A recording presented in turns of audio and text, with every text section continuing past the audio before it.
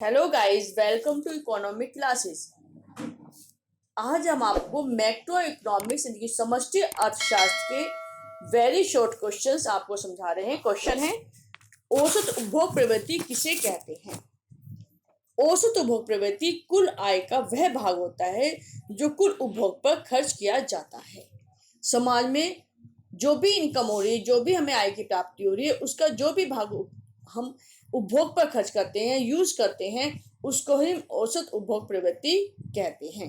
Next question है, सीमांत उपभोग प्रवृत्ति किसे कहते हैं?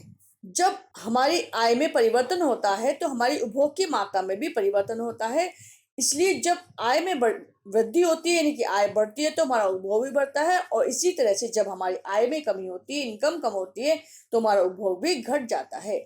इस प्रकार आय में वृद्धि और उपभोग में वृद्धि, इनके अनुपात को हम सीमांत उपभोग प्रवृत्ति कहते हैं। नेक्स्ट क्वेश्चन है, पूंजी किसे कहते हैं? पूंजी का संबंध वास्तविक परिसंपत्तियों और निर्मित एवं अनिर्मित वस्तुओं की समस्त माल सूचियों से होता है। पूंजी एक स्टॉक धारणा होती है। इस प्रकार एक अर्थव्यवस्था में उपलब्ध पूंजी की मात्रा ही पूंजी का स्टॉक कहलाती है। नेक्स्ट क्वेश्चन है, निवेश किसे कहते हैं? निवेश का अर्थ पूंजी के एक वर्ष में होने से होता है। दूसरे शब्दों में, समय की एक अवधि के दौरान वास्तविक पूंजी परिसंपत्तियों का जो उत्पादन या प्राप्ति होती है उसको हम निवेश कहते हैं। नेक्स्ट क्वेश्चन है, गुणक किसे कहते हैं? विनियोग में परिवर्तन के साथ आय में होने वाले परिवर्तन का अनुपात गुणक कहलाता है। गुणक कीन्स के रोजगार सिद्धांत का अंग ही नहीं है, अपितु यह आधुनिक आय और रोजगार का एक महत्वपूर्ण उपकरण भी है। नेक्स्ट क्वेश्चन है, गुणक के धारणा की व्याख्या किसने दी है? गुणक के धारणा की व्याख्या कैम्ब्रिज के अर्थशास्त्री R.F. काहन ने अपने लेख the relation of home investment of unemployment में गुणक के अवधारणा का स्पष्ट उपयोग किया है। उसके बाद सन 1913 में जर्मन अर्थशास्त्री एन जोहनसेन ने भी गुणक की विचार की विस्तृत व्याख्या की थी, परंतु वास्तव में गुणक की अवधारणा का स्पष्ट प्रयोग प्रोफेसर R.F. काहन को ही दिया जाता है। प्रोफेसर काहन का गुणांक किसके संबंध को बताता है? प्रोफेसर काहन के गुणांक को रोजगार गुणांक कहा जाता है। रोजगार गुणांक लोक व्यय और रोजगार के संबंध को बताता है। प्रोफेसर काहन के अनुसार प्रारंभिक विनियोग के कारण आय में कई गुना वृद्धि होती है।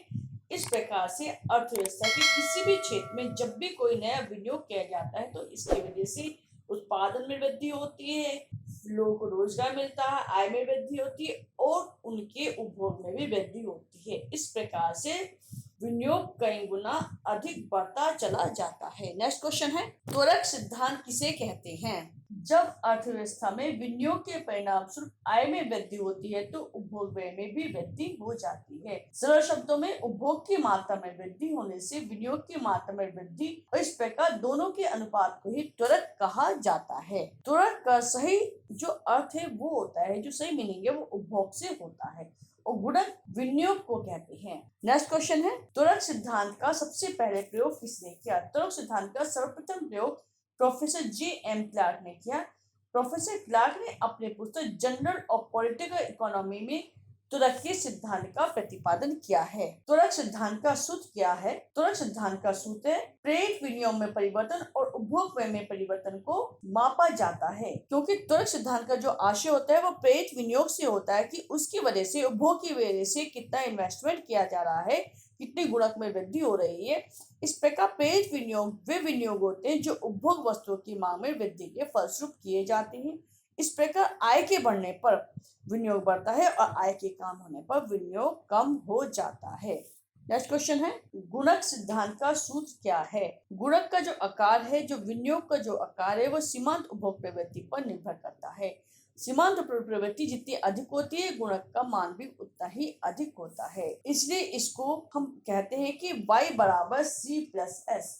Y का अर्थ यहाँ आय से है, C का अर्थ उपभोग और S का अर्थ बचत से है। जितनी हमारी आय होती है उसी के आधार पर हम उपभोग और बचत को करते हैं। नेक्स्ट क्वेश्चन है, गुणक के हिसाब से क्या आशय है? जब सृजित आय का जो उपयोग है वो उपभोग के बजाय अन्य कामों में किया जाता है तो गुणक का प्रभाव कम हो जाता है। इसे ही गुणक प्रभाव में रिसाव कहते हैं। कहने का मतलब है कि जब लोग ज्यादा बचत करने लगते हैं तो लोगों का उपभोग कम हो जाता है और वो वो कम होने की वजह से गुणक का आकार भी उतना ही कम हो जाता है। नेक्स्ट क्वेश्चन है, मुद्रा किसे कहते हैं? सरकार के द्वारा घोषित की गई वस्तु ही मुद्रा कहलाती है।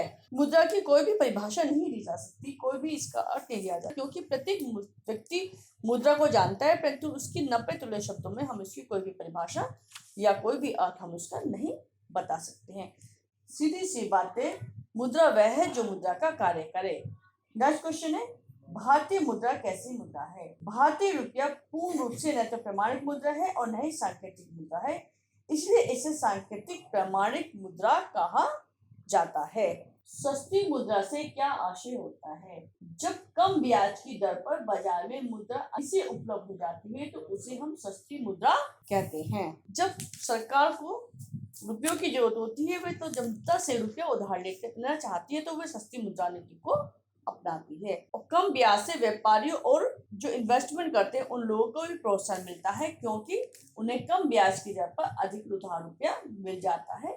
इस प्रकार ब्याज की दर कम होने पर मुद्रा की मांग बढ़ जाती है। नेक्स्ट क्वेश्चन है, ऐच्छिक मुद्रा किसे कहते हैं? ऐच्छिक मुद्रा वह मुद्रा होती है जिसको स्वीकार करने के लिए किसी भी व्यक्ति को वैधानिक रूप से बाध्य नहीं किया जा सकता। ये भुगतान प्राप्त करने वाले की इच्छा पर निर्भर करता है कि वह इस प्रकार की मुद्रा को वस्तु और सेवाओं के बदले भुगतान में स्वीकार करे या ऋण के रूप में भुगतान के स्वीकार करे या ना इसको स्वीकार करे। नेक्स्ट क्वेश्चन है, हिसाब की इकाई से क्या आशय होता है? जो मुद्रा व्यवसायिक हिसाब किताब के काम में आती है उसे ही हिसाब की मुद्रा कहते हैं। प्रोफेसर कीन्स ने भी कहा है कि हिसाब की मुद्रा वह होती है जिसमें ऋण, कीमत और सामान्य क्रय शक्ति, इन तीनों की व्याख्या की जा सके। उदाहरण के लिए भारत में रुपया और पैसा और इंग्लैंड में पौंड हिसाब की मुद्रा होती है। नेक्स्ट क्वेश्चन है, महंगी मुद्रा से क्या आशय है? महंगी मुद्रा, जब मुद्रा बाजार में ब्याज की दर ऊंची होती है और ऋण ऊंची ब्याज दर पर प्राप्त किया जाता है तो बैंक दर बढ़ा दी जाती है, जिसके फलस्वरूप ब्याज की दर बढ़ जाती है और मुद्रा महंगी हो जाती है।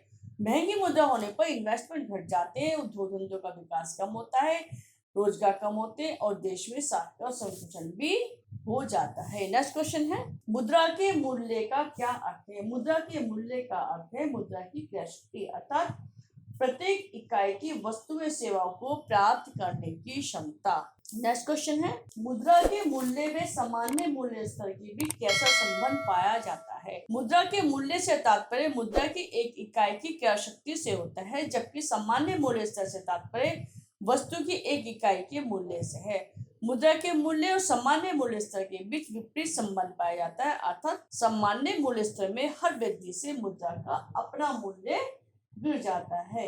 नेक्स्ट, मुद्रा की सट्टा मांग और ब्याज की दर के मध्य कैसा संबंध पाया जाता है? मुद्रा की सट्टा मांग और ब्याज की दर के साथ उल्टा संबंध होता है, नेगेटिव संबंध होता है, अर्थात ब्याज की दर ऊंची होने पर मुद्रा की सट्टा मांग कम हो जाती है और ब्याज की दर कम होने पर मुद्रा की सट्टा मांग अधिक हो जाती है। प्रोफेसर कीन्स ने भी कहा है कि भविष्य में यदि ब्याज की दर में अनिश्चितता होती है तो लोगों को अपने पास सट्टे के उद्देश्य से नकद को संचित करने की यह प्रेरणा देते हैं, क्योंकि यदि भविष्य में मुद्रा की सट्टा मांग ब्याज की दर के कारण अनिश्चित होती है तो इस वजह से लोग सट्टा उद्देश्य से भी मुद्रा को अपने पास इकट्ठा रखना चाहते हैं।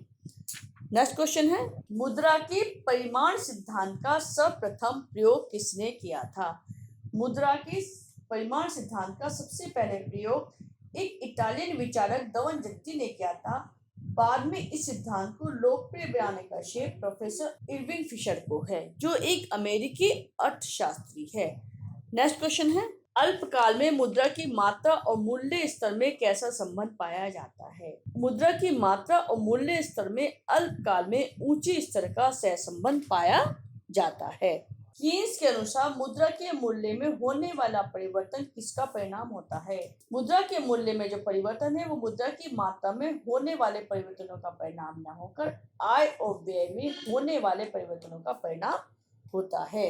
सामान्यतः बाजार में वस्तु का जो मूल्य होता है वो उसकी मांग और पूर्ति की शक्तियों के द्वारा निर्धारित होता है, क्योंकि मुद्रा के मूल्य का वस्तुओं के मूल्य से घट संबंध होता है। यदि वस्तु का मूल्य ज्यादा है तो उसकी मांग कम हो जाती है और यदि मूल्य कम है तो वस्तु की मांग ज्यादा हो जाती है। नेक्स्ट क्वेश्चन है, प्रोफेसर ड्यूजनबरी की पुस्तक का क्या नाम है? प्रोफेसर ड्यूजनबरी की पुस्तक का नाम income saving and the theory of consumer behaviour है। प्रोफेसर ड्यूजनबरी ने अपने इस पुस्तक में अल्पकालीन और दीर्घकालीन उपभोग फलनों के बीच में संबंध स्थापित करने का प्रयास किया है।